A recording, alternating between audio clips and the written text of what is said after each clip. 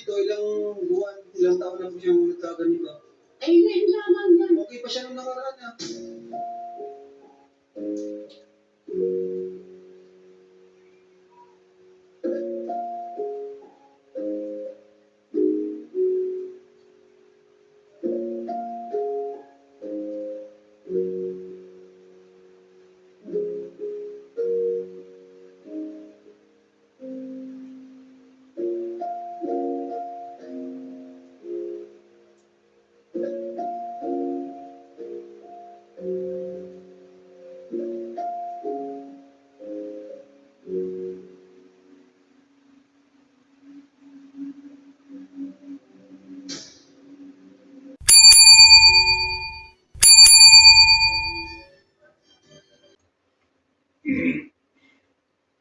So ayan, mga viewers ko.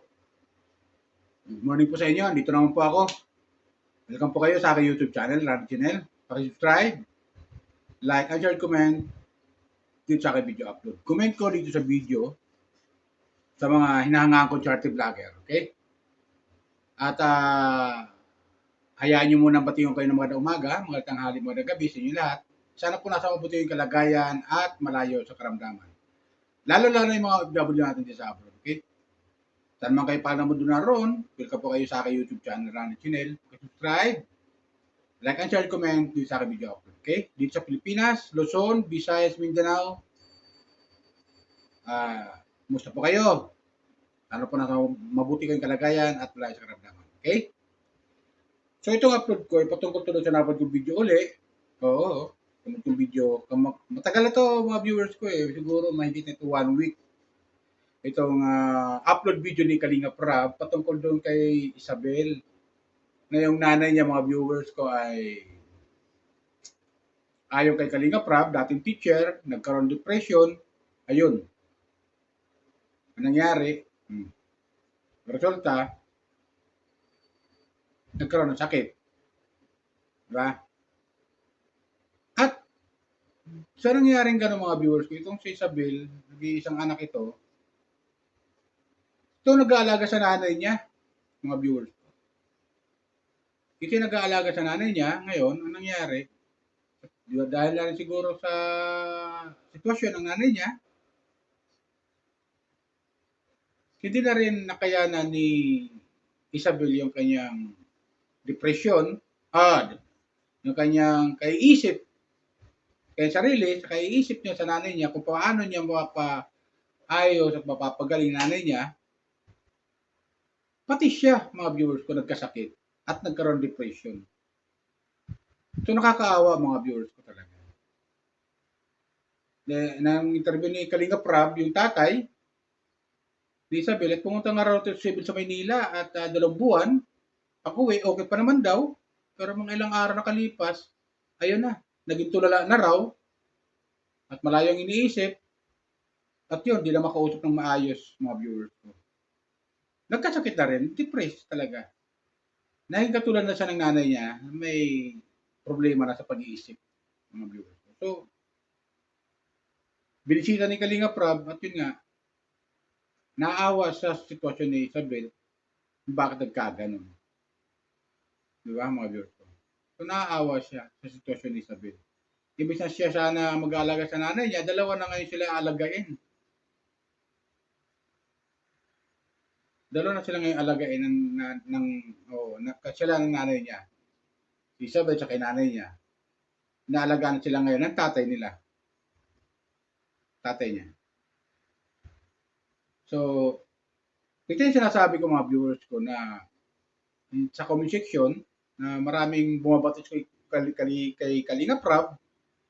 Ito mga viewers ko. Ito yung mga gusto ko sana ipa-abot sa mga baser ng Kalingap na ito yung ginagawa ni Kalinga Prab. Tumutulong sa mga kababayan natin na nangangailangan. Tulad niya, nakita niyo yung sitwasyon, no? Yung si Isabel. Di ba?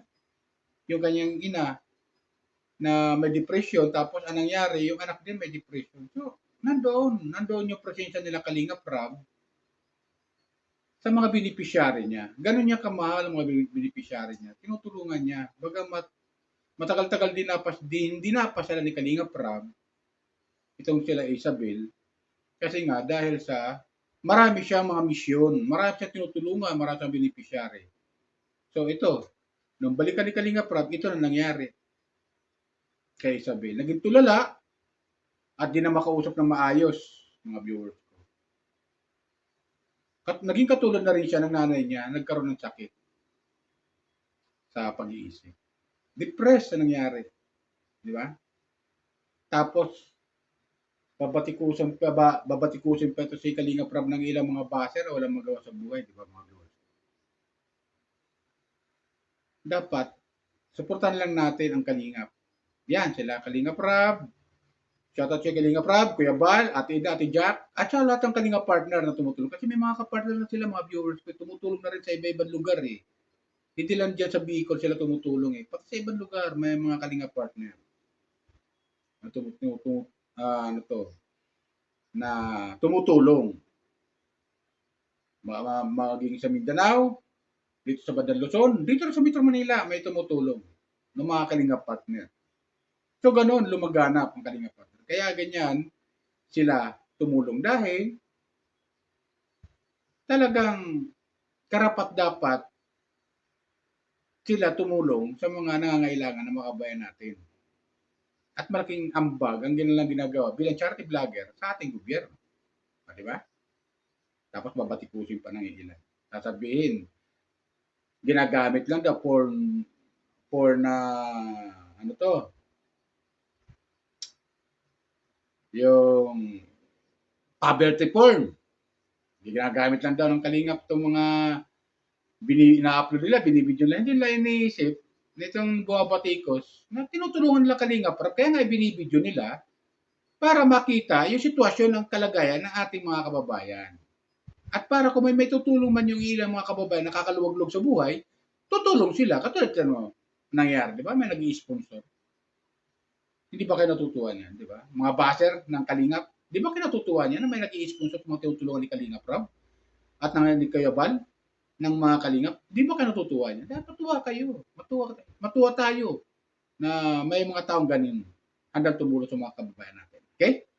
Ito, kumuha ko ng video clip, mga viewers ko. Panoorin natin yung pinuntahan ni Kalinga Prab, itong dating beneficiary niya na tinutulungan niya at nagkaroon na rin ng depression. Yung nanay, may sakit, nagkaroon ng depression, dating teacher, at inalaga ng anak, yung anak, nagkasakit na rin, nagkaroon ng depression. Hindi nakayanan. Yun ang nangyayari. Sa kaiisip siguro niya at sa kanyang ina. Ito, panoorin natin mga viewers ko. Maawa kayo. Baka na-trauma tayo. Ay, pinadala ko yun sa Maynila. Nagpagdala ngayon, binalik niya. Pinabalik ko na dito, maganda na, maayos na. Ngayon po ay, ang nangyari nga dito, nagkaganito siya, parang tulala pag nagpapansiya, nag-isip. Nagpapasalamat po natin na po at sabi ko magpago ka. Dahil nagbili po tayo ng lahat ng gamit, hanggang pan. Lahat ng pagkasakap sa kasawan niya. Yung bagang kasi, yung bagang mula mo, saka si Kuya, pero, nagbisita dito. Naalala niya si Kuya, sabi ko nandiyan. Sasalita mo siya? Ano salita mo? Sige. Huwag mo tinatanong ka mo. Natandaan pa ako? Si Kuya Ram?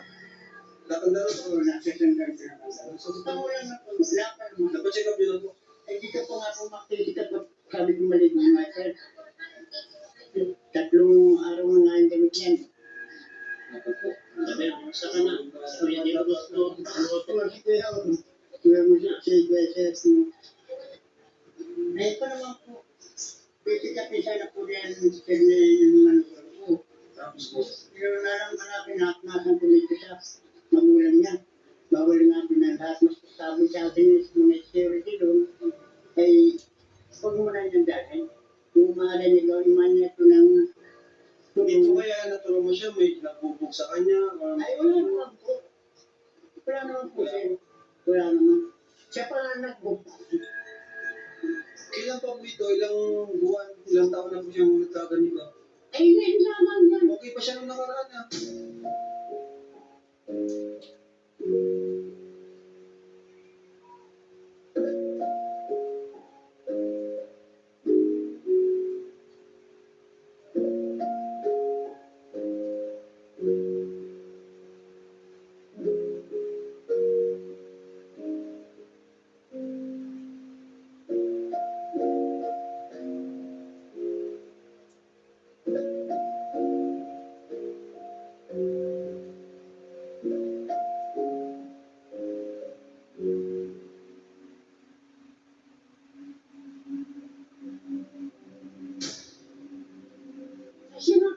Kung paano, Ang ganda ng talino ka. Talino pa rin yung mga. nag-aaral bisitahan ka ng maestra, nangumusta. Ano nangyari sa'yo, Isabel? May ano ba sa'yo? May nambuli ba sa'yo? Wala naman, kasalanan man niya. Problema? Problema siya. Minsan, pa siya, napupuyat, naabot ng alas 2. Baka po dahil sa stress. Yan Ano po naman na, nangyayari? hindi na po siya. Stress, problema. Wala Baka pa po siya. dahil kasi nga sa mama niya. Kasi siya yung mag-aalaga sa mama niya. Ito po ay, magkahiwalay nga po ito, ginawa ko ng hipra ito. Na may paninat, babaguhin daw itong mga nagagutong pala ito. At dahil Sa yan, mama niya po, mga kalingap. Siya po kasi nag-aalaga natin sa mama niya. Yung mami. so, ngayon po, Wala na. May kinalaman din yung, ano, yung lahi. Pero ano, sana magapan po natin si... Amo, dito si Isabel. Isabel! Pero ano, sana magapan po natin kasi napakapunin sa Isabel. salamat po. Yung mga nakaraan po kasi hindi tayo nakabalik dito. Si Coach Chile yung naka-assign sa kanya. Kaso, yung nga, sila Isabel, umalis dito. Sabi nga ni tatay, pumunta Manila. Kaya din, nag-Manila siya. Opo, Kaya din rin po natin kasi nasa Manila. Ngayon, nandito na ulit. dalawang buwan doon. 2 buwan siya sa Manila. Baka hindi naman kaya doon nangyari yung ano. Hindi po may na. Tapos, Pumunta po na dito, okay na okay siya. okay siya. Ngayon, nagparasal po naman siya. Wala pong kinalaman ng cellphone dyan. Hindi mo sisi ng cellphone kasi halos lahat ng tao may na niya, naliligo. Hindi po yun sa cellphone. Hindi po sa cellphone niya. Yung lang po, Hindi na cellphone niya. Ayun na, anak ni Gulo. Hindi po yun sa cellphone. Yung anak na po ni... Ano yan? Problema, depression. Sa dami ng iniisip. Ano po yan? Wala naman na natin. Di niya lang po siguro alam na maraming iniisip. Manibisita nga po sir si yung kasama ninyo. Parang Pwedeng isang na-trauma siya. May nagano sa kanya. May nag-abuso. Bully siguro. May nag-abuso, may nag-bully. Or hindi naman lahat patong-patong na problema sa pagkilala sa... Alam niyo, teacher ko dati. Matalino. Matalino. yung pinalito nga siya. Madali lang. At si Beshi kaya pa nakapag sa... Pumunta mo dito. Ayaw pumunta? Ayaw pakapit ayaw. Ha? Ayaw pakapit. Isabel, may dala kami para sa'yo. Kasi dala na groceries. Dito mo yan. Buksan mo ano? Dito mo. Sabi ko man mapanagin Buksan mo. Buksan mo.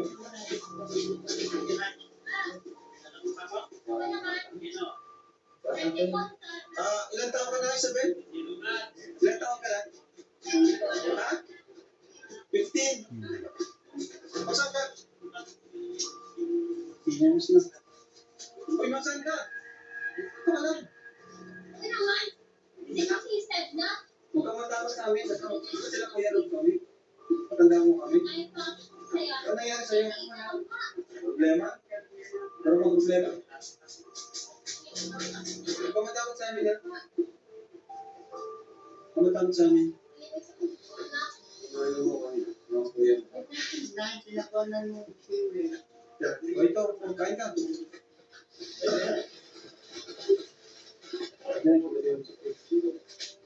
Kain ka. Tabi. Ayaw mo? So, ayan, di ba, mga viewers ko? Kawawa, di ba? Kung walang katulad nila Kalinga Prab na handang tumulong sa mga kababayan natin, sino pang tutulong sa kanila, mga viewers ko?